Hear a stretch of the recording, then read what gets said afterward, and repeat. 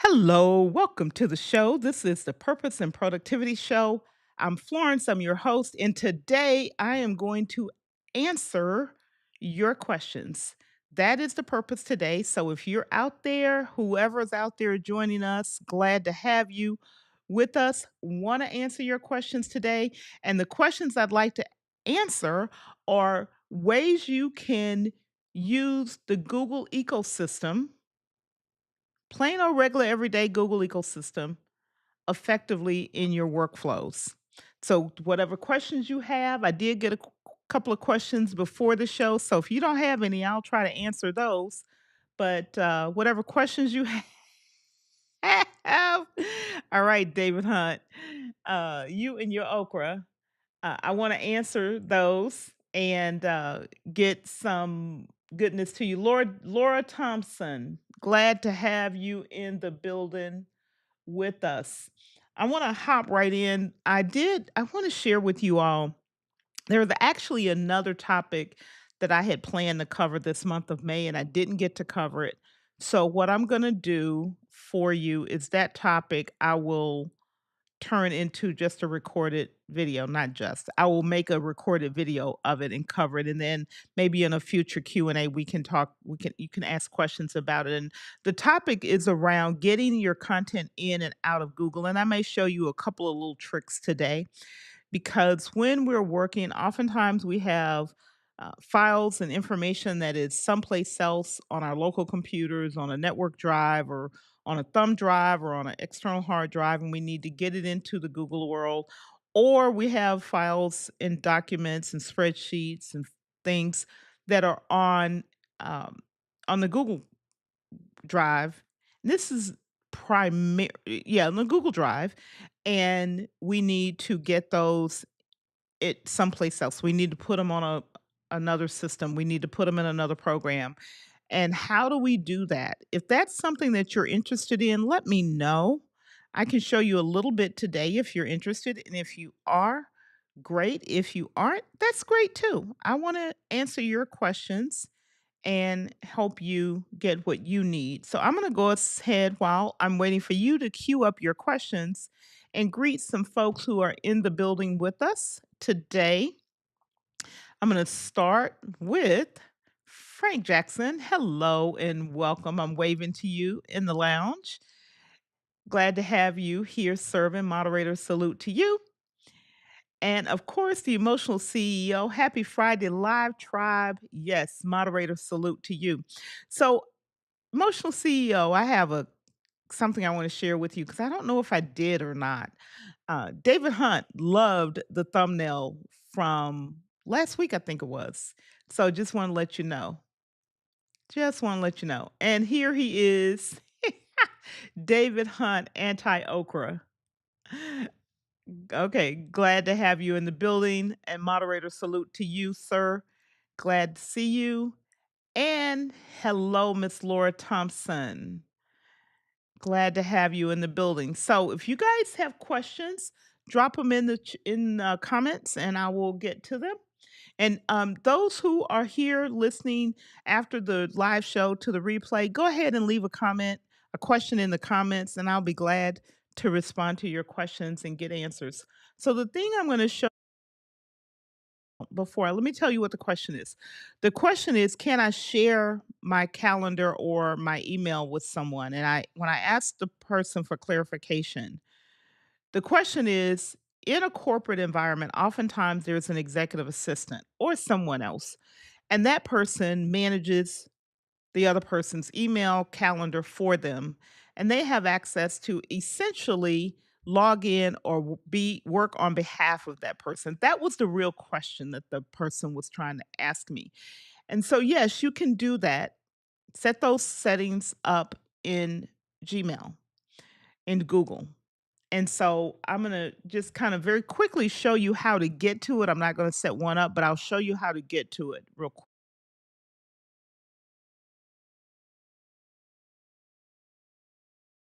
One other thing.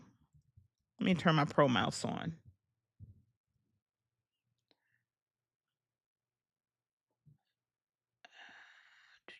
There it goes.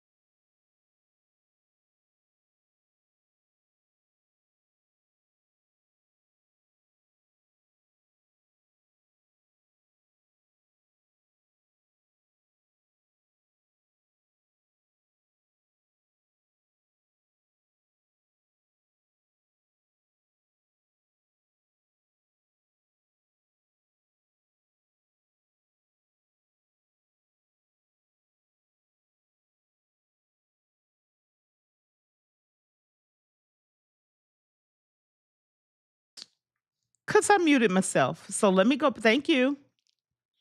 Okay. So let me go back because, I was muted. Live happened.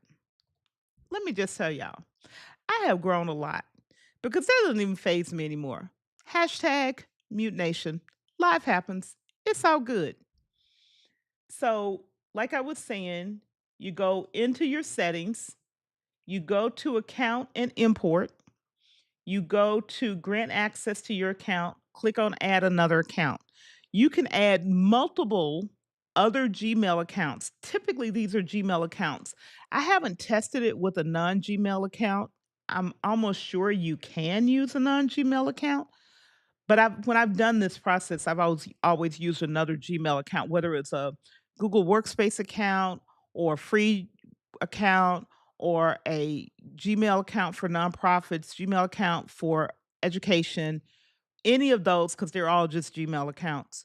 I've used it and it works great. And what that other person can then do from within their account, they can then manage your email, send and receive and respond to emails as if they are you.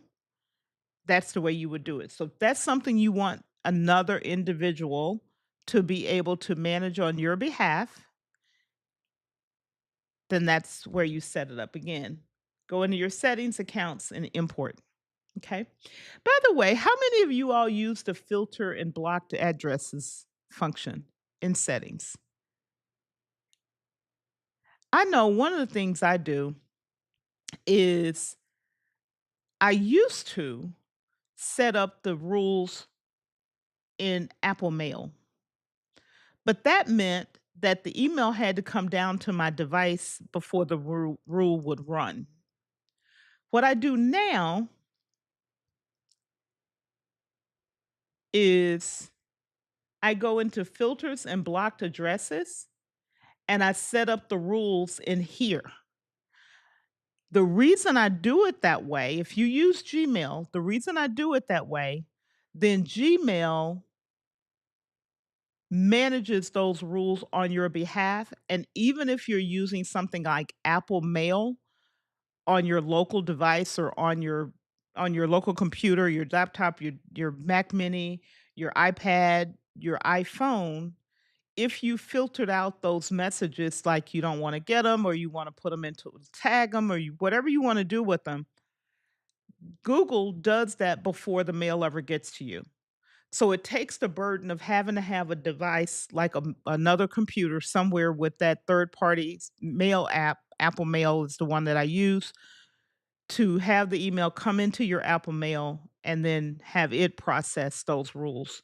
So if you haven't tried that, you may want to try it again. Just go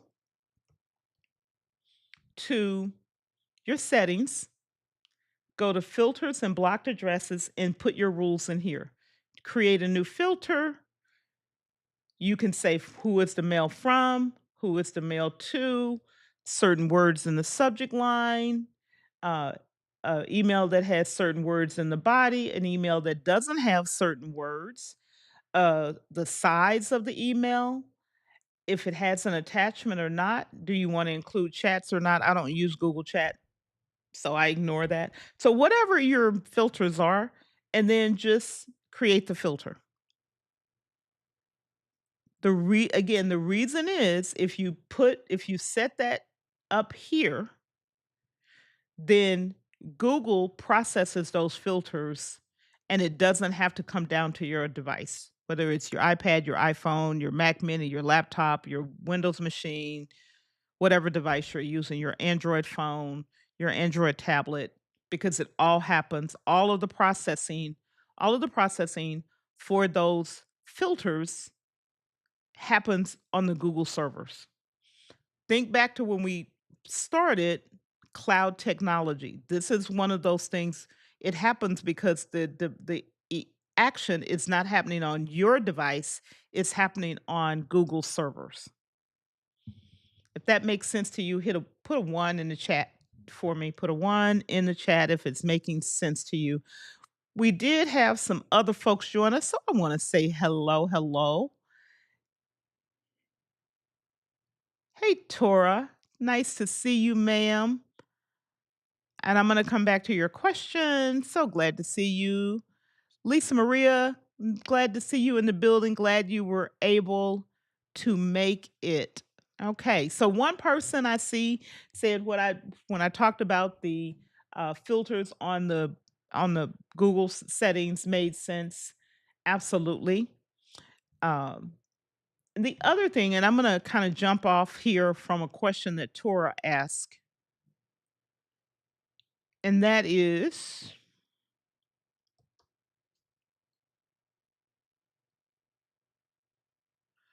do you use color coding in your calendar? Does it actually help or not?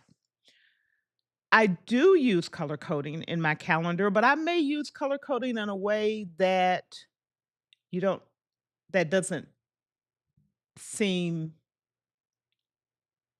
obvious. And the way I'm going to go to the calendar here so I can play with this a whole lot of ways. Hey, Ananea, so glad to have you in the building, ma'am. So let me go back. We're talking all things Google. So how do we use this thing? If you notice here, I've got some dark items here that are all day events. I've got my regular events here. But the way I use color coding is slightly different. And I'm going to show you what I do. The way I do it is I create multiple calendars. In the same in one Google account, I've got multiple calendars. So I'll create a calendar to just say I'm going to call this Taurus. I'm going to say just Toronado. If I can spell,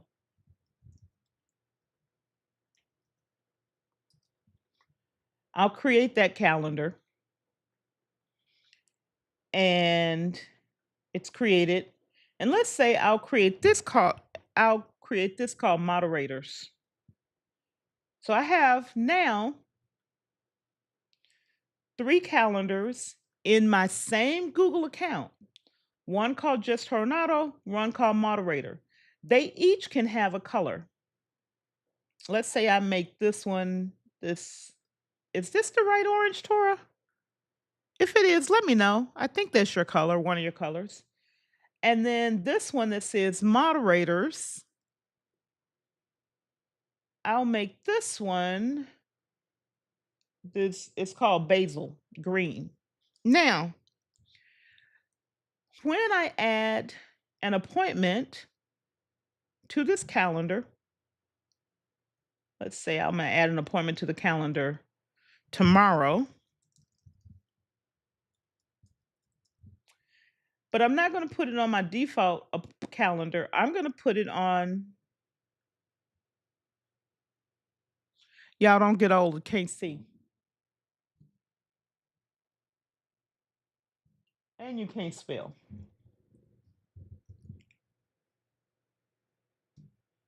Where's my calendar? I'm going to save it, but I don't want it on this calendar. I want it on the other one. Oh, instead of my appointments, I want to drop down. Let me move this, scooch this over so you can see it. This right here, you can pick the calendar that you're putting it on. So let's say I put it on this just Tornado. So now that appointment is orange. It's on a whole different calendar within this same Google Calendar. It's just, I split them out, Google account. If I don't want to see any of those appointments, I just turn it off. That's the reason I do it this way, because there are times when I don't want to see a bank of accounts or a set of appointments, but I want to be able to see them at other times. So I do that by creating a separate account. There is another way you can do color coding. I could make an appointment and right here, instead of changing the calendar, I could change just the event color.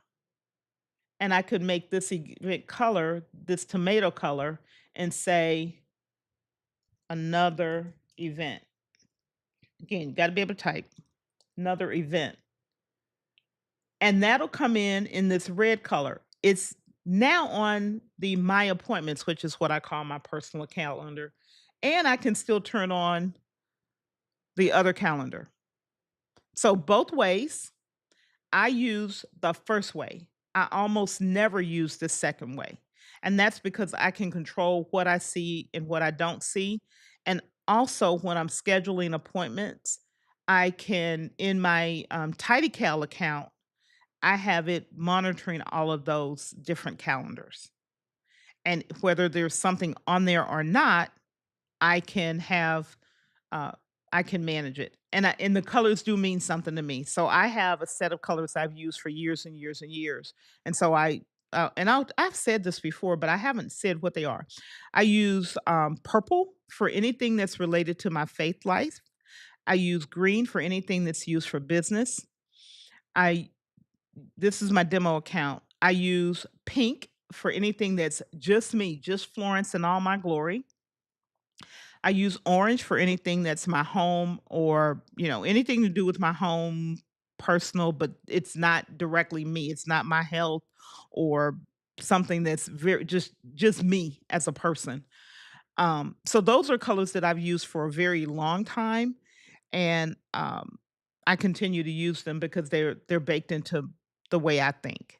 Whatever the colors are for you, so I can look at a calendar, any of my calendars, and I know if I see orange, it's something that's home related. If I see pink, I know it's just me.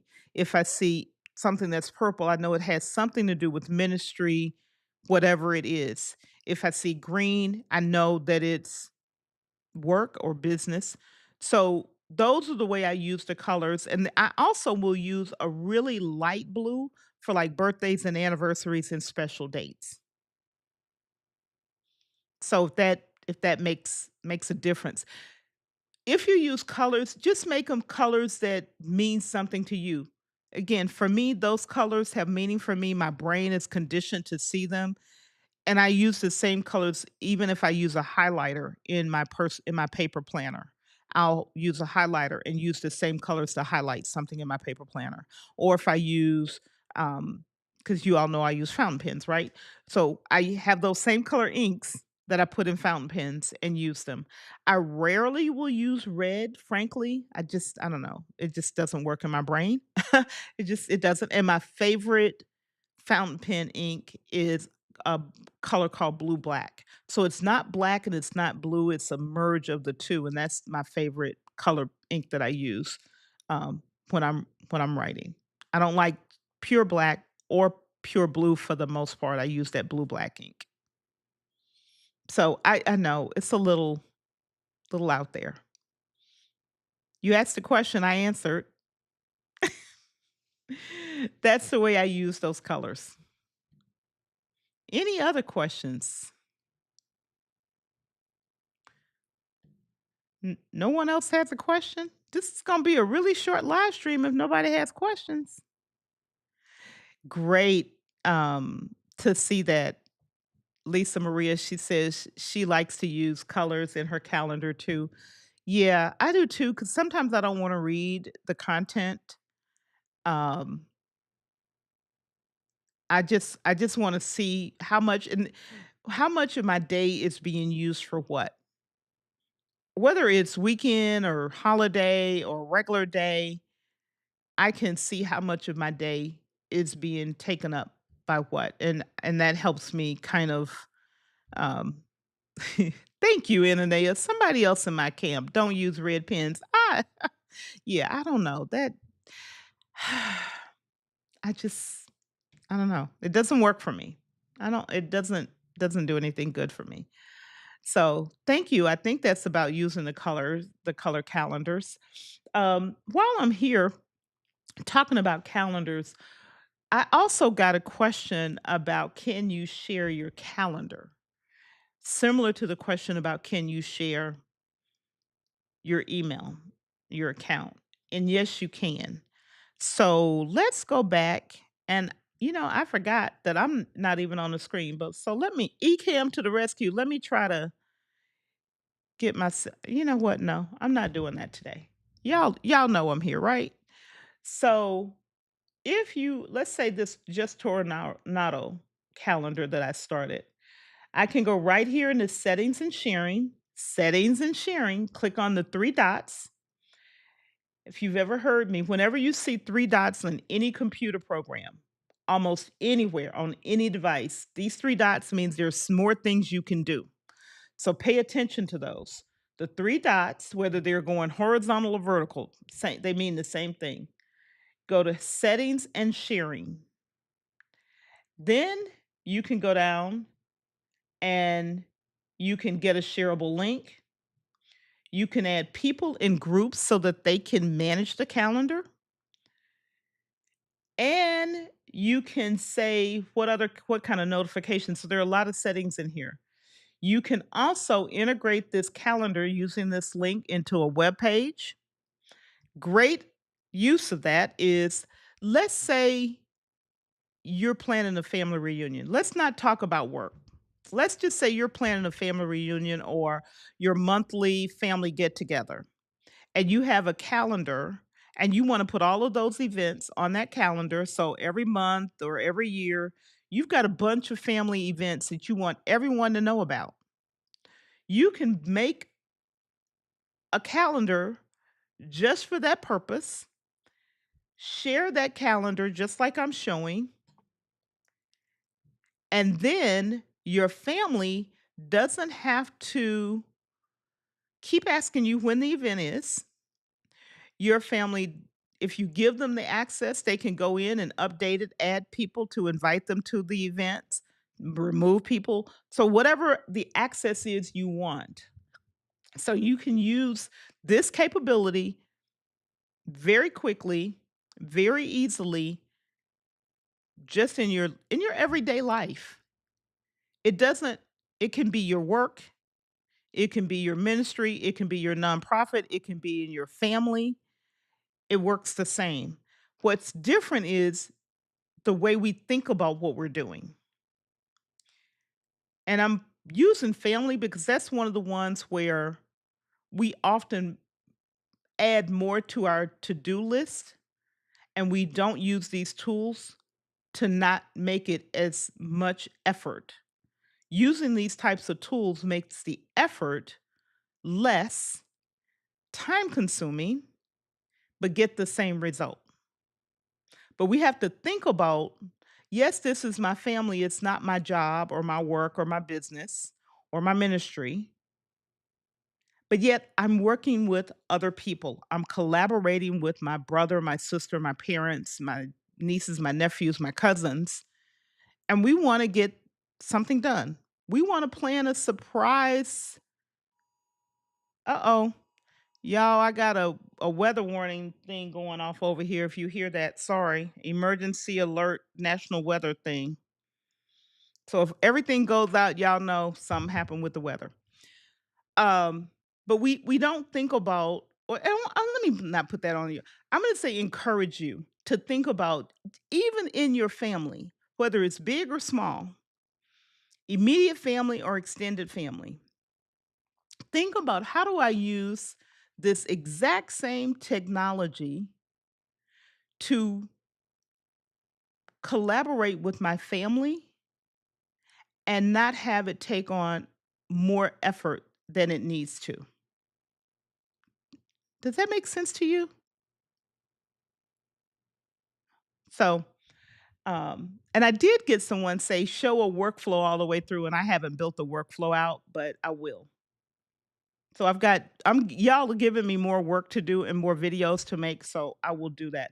But you're gonna set up this calendar just like I showed you, and then you can just share the link with, and you can um have people unsubscribe from the calendar as well. So you can just kind of go in here and play. Just go, you can't break it. You can't break it. Go in and play. Try some options that may make sense for you. Okay? Any other questions? Yeah, Tora has a little red car she be pulling up in people's driveway. Yeah, she does have a red car. She does. She has that red car she be pulling up on people. Let me know if you have any other questions. If you've used the Google, um, Drive and you've used I need to look up and see what they call it because I always forget. You use, like a workspace setting. If you use that, let me know. I'm if I'm looking away, it's because 'cause I'm looking here because I wanna set it up real quickly and show you.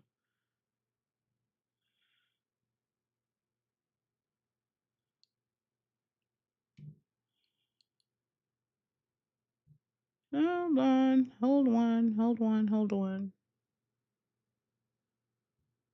I think I turned it off on this account. Of course I did.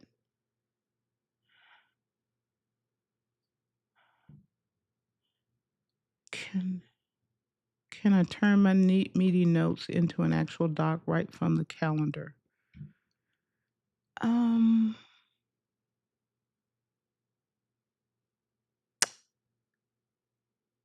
hey, Yolanda, so glad to see you, sis. Let's go back to the calendar for a second. I'm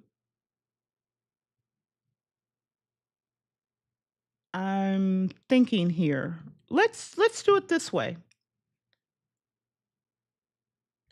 I'm gonna share go back and share my screen. I'm gonna show you what I would do, Tora, to turn your meeting notes into um and I'll bring your question back up. I'm hitting the wrong buttons.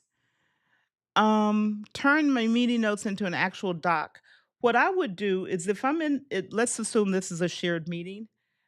What I showed you last week, you can add a Google Doc right in. So if you didn't do go into the Google Doc first, you can come in here. Remember, this little icon is adding a Google document attachment.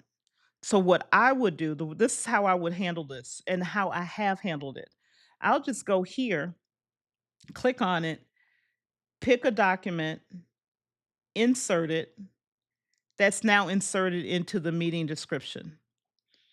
Now I can open that document up and add my meeting notes. So whoever I'm meeting with, they can click on it right from their calendar, even if it's on their computer, on their phone, on their tablet, they can click on this document and open it up. You can decide whether they can read it only or if they can edit it. That you can change those security settings on that document.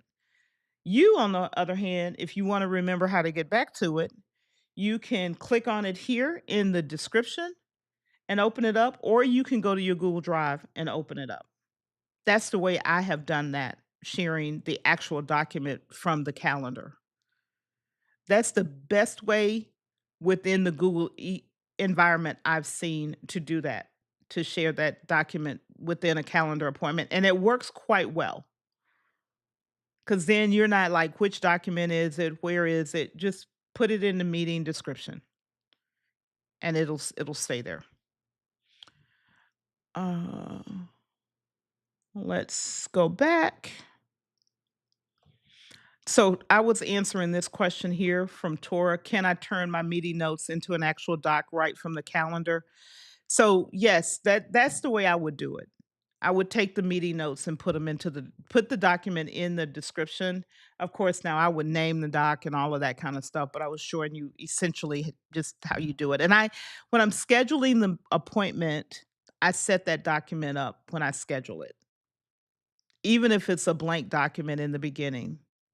And if you remember also what I said was, so let's walk through this from a different perspective, if that makes sense. Let's assume I'm going to schedule a new appointment. So I'm going to create a new document and I'm going to call this document, I'm going to name this document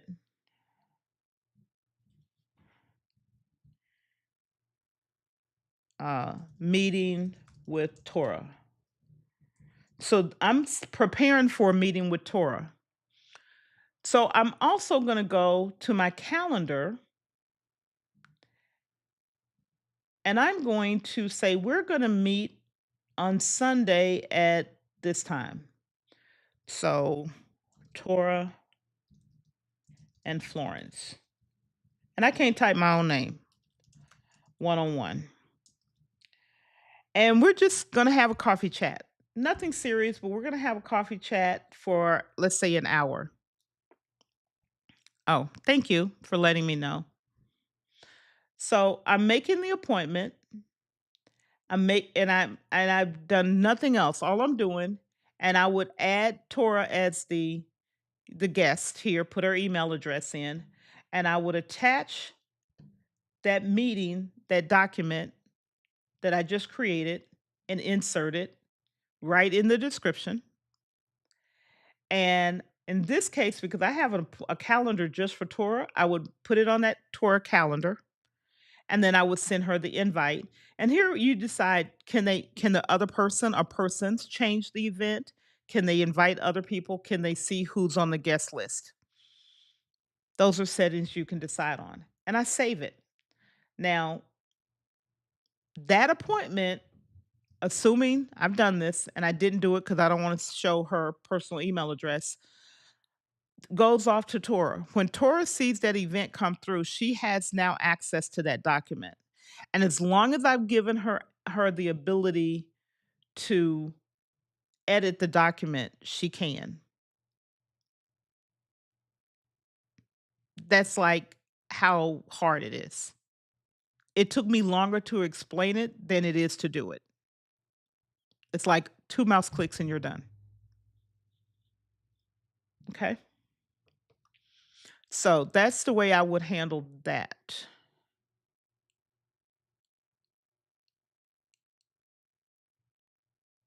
Okay, I thought I saw another question. So, the question is, David has a great question. Can you use this as a content calendar that people can subscribe to? Absolutely. Just make the calendar, call it content calendar, my upcoming events, whatever you want to name it, and make it um, so that people can subscribe to it. And then as you change it, modify it, add content to it, people can see it. In that case, I would make it read only so people can't go in and change it unless it's somebody you have managing it for you. I would make it read only so that people can subscribe to it. The other thing you could do is put a link to, like, for example, David, you have a Buy Me a Coffee page. I would put a link right on my Buy Me a Coffee page so that my community, people who are supporting me, who come to that page, can see it. You could even put a link in your YouTube um, about me where you put the links. I think you can put up to like 14 links in there. Put a link in there and then folks can see it right there. Great. That's a great idea, actually, David. I hadn't thought about doing that, but that's a really good idea. Thank you. I'm stealing that. I'm just letting you know. You're going to see that live on my channel. I like it. Thank you. Thank you, thank you, thank you. So that's a great way of engaging and letting your community know, those who are you're in community with. No, not sorry for yelling for Miss Yolanda. Yes. We so happy she here. We are, we are, we are. Ravens talk with Yolanda. Yolanda, Hendo been cutting up. I'm just saying. Hendo has been cutting up with Raven's flock. You need to go get him under control. Hey, Miss Gretchen, how are you? So glad to see you in the house. Haven't It's been a minute. Look, I told you I have to watch your stuff the next day because when you when you're online, I'll be knocked out sleep. I'm I'm calling everybody's cousin sleep, so I have to watch your videos the next day and throughout because I'm not awake at that time. Yeah, Hendo is he's something. But he's doing it. But we miss you 2 together. We miss you 2 together. Absolutely. Um, so let's see, what else do we wanna do? Oh, did you all know that you can link Google Gemini with, like, your Gmail, your Google Docs, and have it read those documents directly?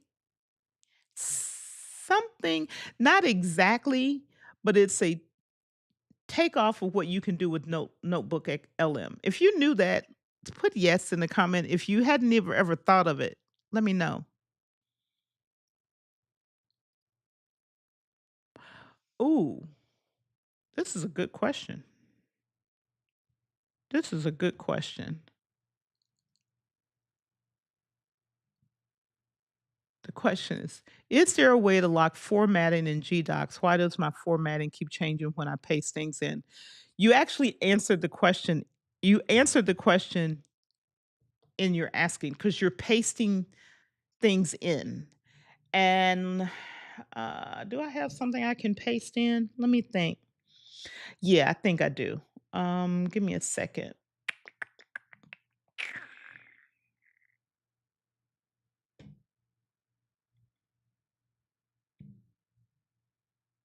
I'm looking for something that's safe for me to share in case you're wondering.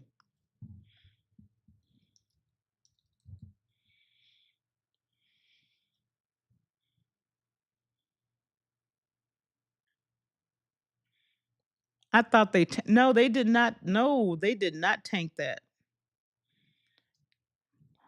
I'm looking for I am I'm looking for a document that I can paste into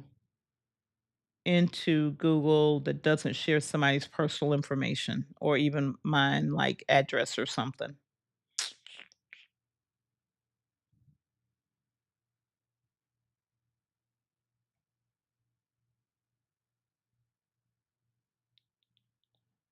Sorry. I had something I had started working with to share. That's what I'm looking for. Okay, so I've got this text file. I'm going to copy it in. And Tora, this is actually from what you and I were talking about. So I've got this document and I'm just pasting it in. So if I just do if I just do a straight paste, this is what it's going to look like. But if I let's see, let me find it because I don't do it this way very often because I don't usually paste into Google this way. If I Then I can then come over here and say clear formatting, and then I can apply the formatting that I want.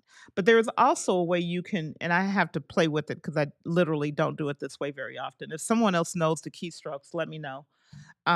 But you can paste in and tell Google to not paste with your formatting in it, and it's just going to paste the text in as plain text. It just pasted in as plain text. So can you create a paste rule? I have not tried that. I'm going to mark that as something to come back to and test Torah. So I'm going to tell you I don't know because I've never tried it. The most I've done, and y'all can tell I can't even type when this was just in a plain text file. Um, Something I'm working on. And now I can format this the way I want. I can add a heading, I can add a checklist, and there's my checklist. That is to turn the list into a checklist. There you go. I just did it. Highlight the text, hit the checklist button, or you can hit shift command shift 9. Command shift 9. Oh, I keep forgetting to switch. All right. So if you have a bunch of stuff here, you can use checklist or Command Shift 9. You can change your text by changing your heading to drop down here in the heading. So, normal text, title, subtitle, heading 1, 2, 3.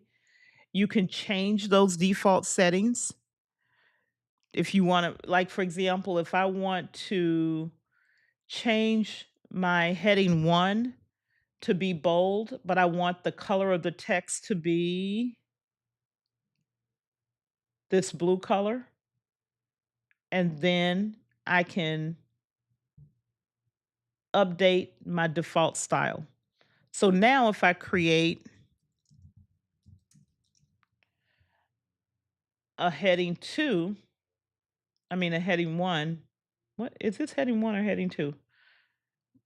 Wait a minute. I thought I had, did I update that? Oh,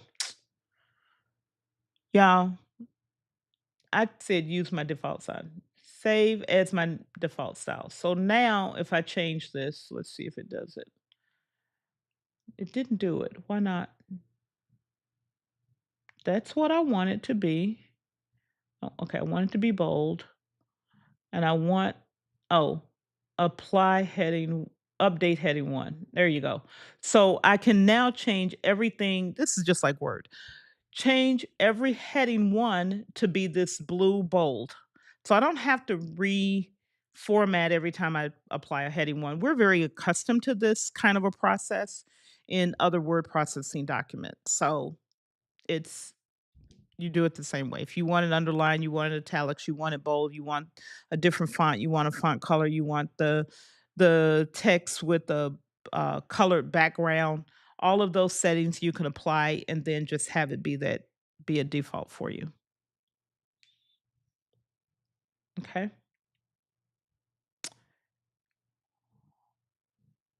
Let's see. So yeah, the question she asked was, what is the fastest way to turn a list into a checklist? I just showed you. Type the list or copy the list in from someplace else and highlight it and hit Command Shift 9.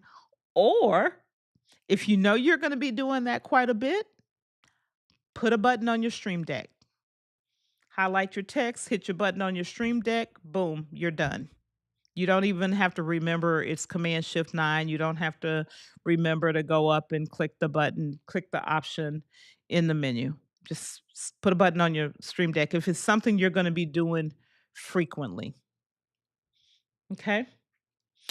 Any other questions? I can't answer the pace rule because I don't know the answer, and I'm not willing to pretend that I do. And Frank wants to know if you're heating up fried okra. You about to make David come after you, Frank Jackson.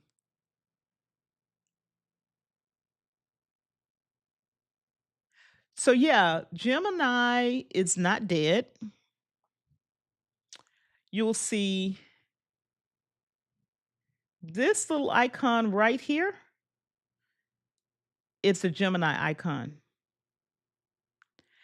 And you can use it there. Now, this is if you want to try it before you buy it. But I actually have Gemini already enabled on this account. So I don't need this. If I go back to here and go in, let me see. I didn't move this around. Where did it go? I was just playing in here. Here it is. Here's my Gemini app. I didn't move it up at the top. So I just opened up Gemini and I can create a canvas, do some research. But here's the thing, if I click on this plus, I can add files from my Google Drive. So let's say I have some research I'm doing, or this is a great one, Tora. I took a whole bunch of meeting notes and I want to summarize those meeting notes and get the action items out of it. I can attach those meeting notes, that Google Doc right here, give Gemini a prompt to say, summarize these meeting notes and create a section for the action items. Boom, and it does it.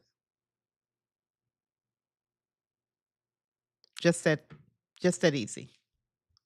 So, if you turn on Gemini and attach it, you can use this. And I didn't pre-prepare a bunch of prompts to share with you all. And frankly, a lot of my prompts, I have stuff in there that I don't want other people to see. So I'm not going to pull any of them up out of my prompt library. That's yeah, no, I'm not going to do that. Uh,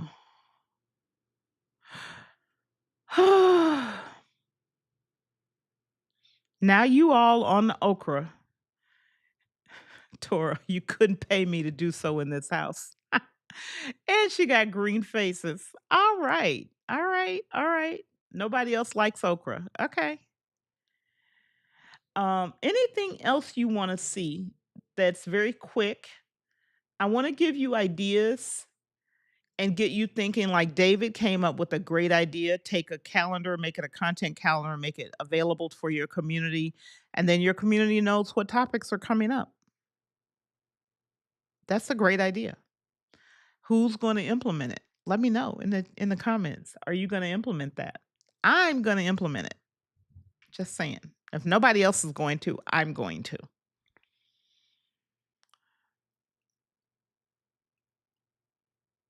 Any other questions? I'm scrolling here looking and seeing if I see any other questions. I don't see any other questions. Again, this is Q&A. The end of the month, we're wrapping up what was I didn't get as much covered, frankly, um, with Google as I thought I would, as I intended to. I do have at least one more video to make. You guys have given me some ideas of some videos to make, and maybe we can.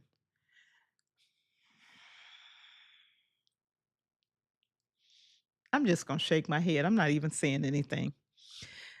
Um, we can talk about other ways to use this ecosystem um, for any use cases you have. Um, and I did I ever show you connecting a Google form to a spreadsheet? If I did, let me know. If I didn't and it's something you're interested in seeing, let me know because that's another quickie. And if you think about and actually emotional CL, I know you did this for a client. Created it was for a family reunion. Somebody was organizing a family reunion and asked for a form where the family could say, I don't know, let's say they needed to say what their meal preferences were. They could identify anyone with food allergies. Let's say a lot of times family unions were doing t-shirts for the family. They need to say their sizes and how many they want, that sort of thing. You can very quickly create a Google form, email that form out, put the form on a web page, and have your family fill out the form, put all of the information into a spreadsheet. So let's if you kind of if you're interested in seeing that, put a one in the comment. If you're not, I'm not going to take your time. But just kind of seeing a quick quick short example of how to do that. Let me know. But you could then collect all that data, have it go into a spreadsheet, and now all you're doing is managing the data in the spreadsheet. What it does, this is again using the technology even away from our jobs to something that we all have in common, family, to do something that our families often do, a get together. And so, okay, I see you. All right, ma'am, I'm going to do it. So, this again, I'm going to show you how I would approach this and how I have approached it. So, the first thing I do is I create my spreadsheet. So, I just go to Drive, create a Google Sheet. Doesn't matter where you place it, but I created and let's just say family reunion. I'm going to name it family reunion. Got to be able to spell 25 or 2025, right? I don't need to do anything else except have this blank spreadsheet here. I don't need to do anything else to it. So now I can close that spreadsheet down. Then I'm going to go to back and I'm going to create a Google form. Go to new, go down to Google form. And it's going to give me a blank form. So I'm going to call this form Family Reunion 2025. And then I'm going to start asking questions. So let's say I want to say, um, somebody put some questions in chat. Tell me what you would want to ask. T-shirt size.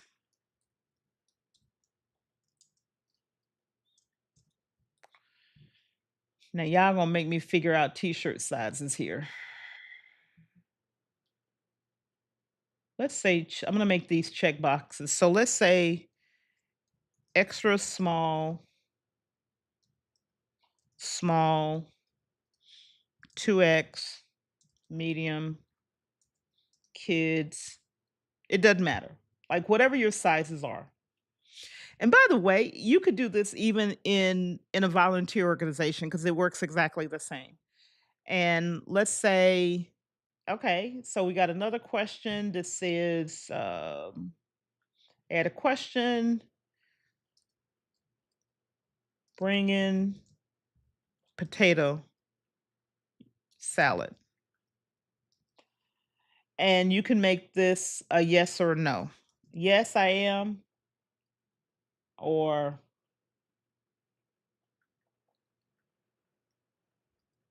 no, I'm not. Okay. And let's say this is required to, let's not make this required to answer, but let's make this one appear required to answer. So this is our little family reunion. You can add a description and you can add all kind of questions and branching. And okay, so let's say we want to say paid dues. And we can make this let's make it a drop down. So yes, I did. No, I didn't. Okay. So those are just some questions. Now, I've got my form built. Now, this is not a designed form. You can do a whole lot, I would think about it, but I'm showing you the principle of it. You can do things like change the theme. Let's say I want to make this my orange color and I want to make that a little bit darker and I want to change my font to this thing here and I want, whatever. I want to change all of this. I want to put a heading on a picture or something on here. Let's put some jelly beans on here. I want to put a jelly bean up here at the top. You can make your own graphic. So you can do all of that. So now you've got your form. What you want to do is when you want to go to responses. So this is where your questions are designed. Go to responses.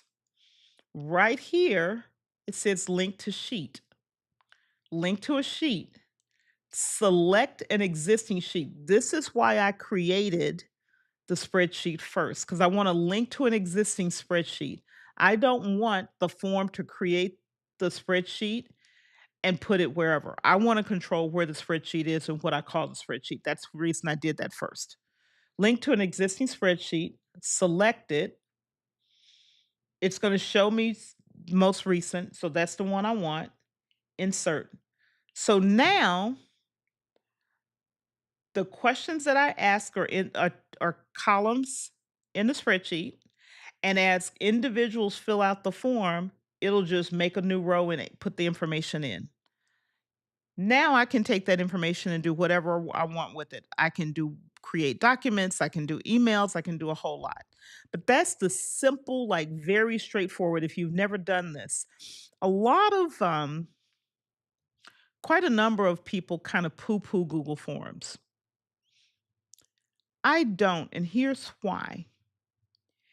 If you don't need some heavy duty form generator, you need quick, you need easily accessible, and you need to be able to manage it yourself. One of the best tools out there to collect all kinds of information from people. You don't need any extra knowledge. Think about what you want your form to ask. You can put branching and all kind of stuff in it. You can make them very powerful. And you can then just put it in a spreadsheet.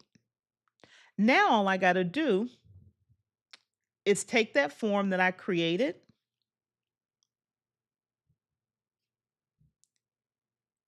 and copy the link. Oh, I got to publish the form first. Hold on. Publish the form. So now it's saying anyone with the link, or I can change the access and say only certain people. But let's say anyone with the link can fill out the form. I've now published it. They're not going to see the back end. I take that link, copy it, or I can take that link and shorten it, make it much shorter, copy it. I can send it out in an email. I can put it on a website. I can send it out in a text message. I can, if you have a buy me a coffee page, for example, David, you can put that link on your buy me a coffee page. You can even make a free Google website using Google Sites. So you can put that link anywhere and collect that information and be off and running. Keep it simple. I am watching so many people make things that we do every day. Hey, 24-hour boss, so glad to see you in the building tonight. Loving your new content. That Canva, let me tell you, sir, you thumbs, two thumbs up, two thumbs up. Um, but we make it harder. Sometimes we need to think about the simplest way and the fastest way to accomplish the task, not the most complicated way and the hardest way. Anyone we know can do what I just did. They can create a blank sheet, they can figure out what questions they want to ask.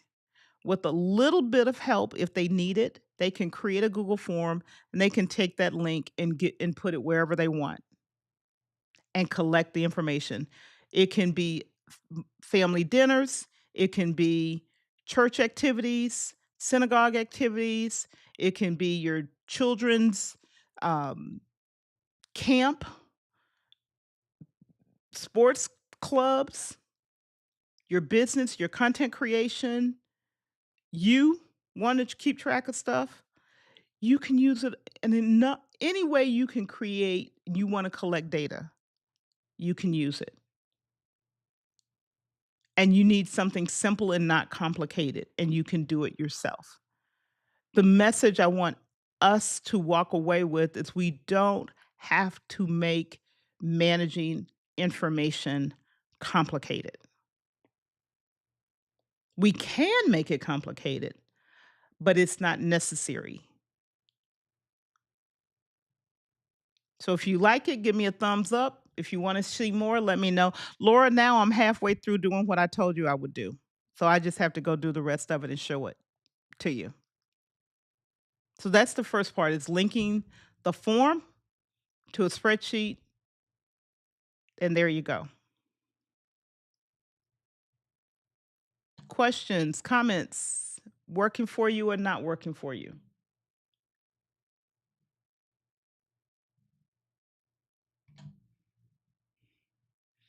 Thank you. I got one thumbs up there. I appreciate it.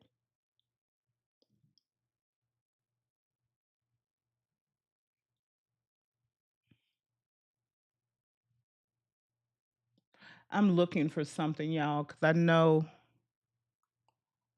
Oh, well, thank you. Need to go over more of my Google tips. I'm keeping it very simple, sir, because we complicate things way too much. And then we're frustrated because we're complicating them.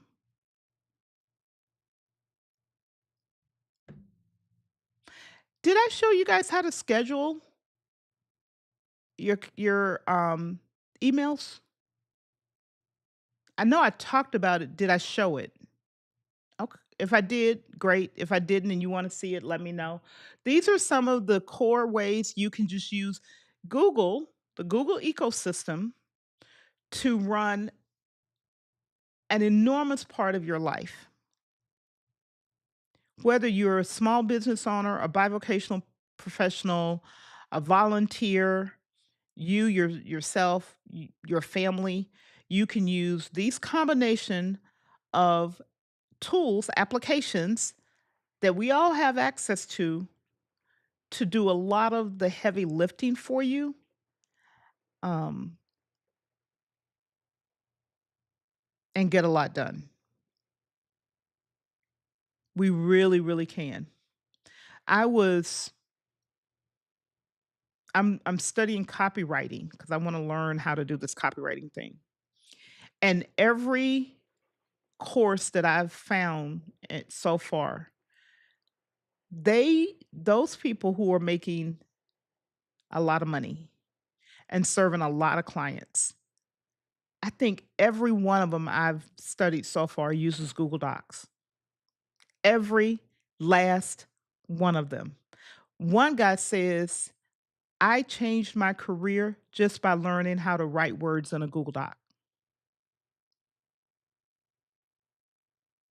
That, like, literally, that's how he described it. And it's very powerful. I know one of our friends who was in the eCam fam, he has all of his video scripts for years in a Google Doc. Another person in the eCam fam, Liz Wilcox, has built a $500,000 business on a $9 a month membership using Google Docs.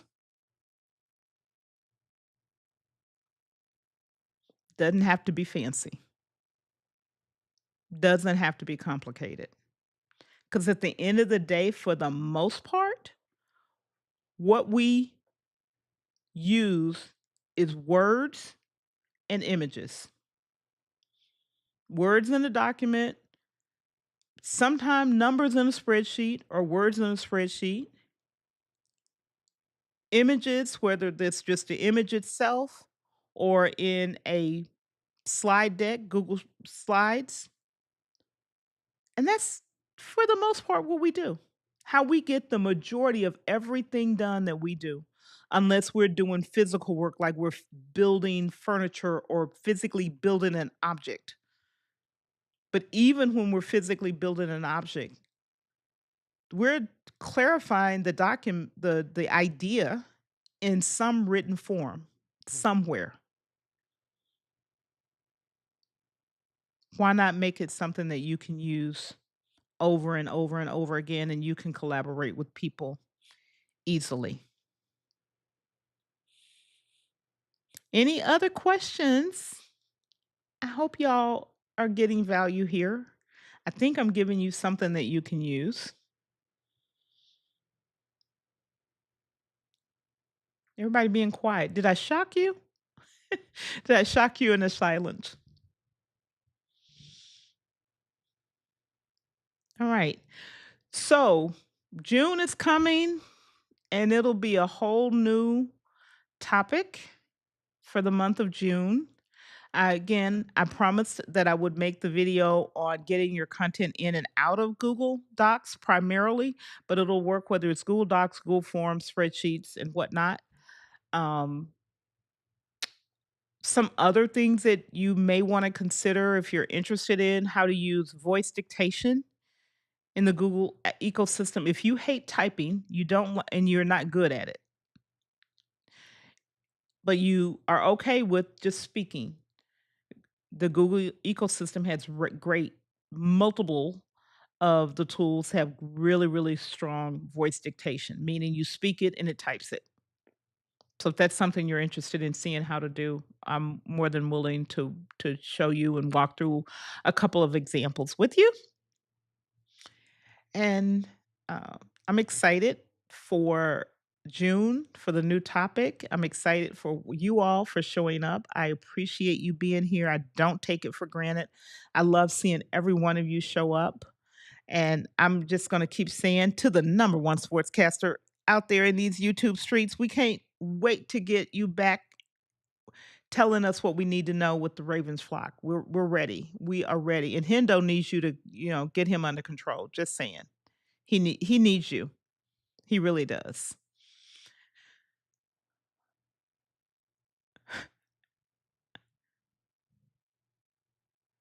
Um, that's all I got today. Thank you all for being here. Appreciate you. Have a great, great weekend. Enjoy. This was a short week for many folks. So enjoy the rest of your weekend. And I will see you in the next video or in the next live stream. Have a good weekend, everybody.